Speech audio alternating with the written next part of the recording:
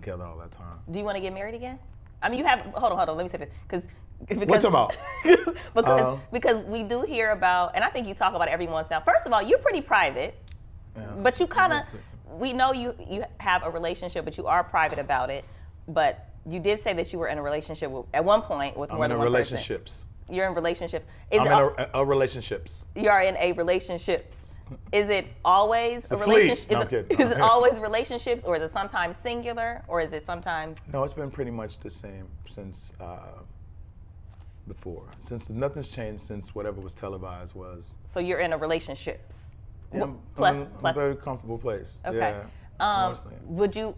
Can you get married if you're in relationships? I think if they, I mean, we accept everything else. If all these other laws pass, and if you can financially have it, handle it romantically, handle it physically, handle it, then you should be able to do whatever you want to do with your love in your heart.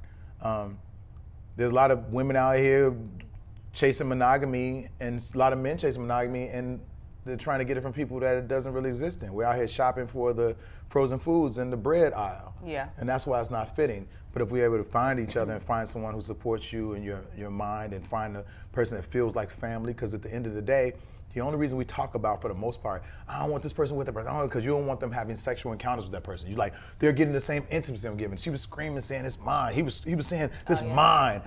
And we can't own each other. Yeah. From what we come, we can own that part of what we believe our love is, but it took a long time for me to even feel like, even I feel now, because I had that thought process back in the day. One person break your heart. Now I'm walking 8 miles to prove my love to someone who obviously didn't want it in that moment, and giving them control of us. But I feel like loving itself, love who you want to love, because you're not going to be able to love for long. And if you don't find a comfort, like just a safe place to even be able to converse with someone about how you really feel about life. And what do you find out?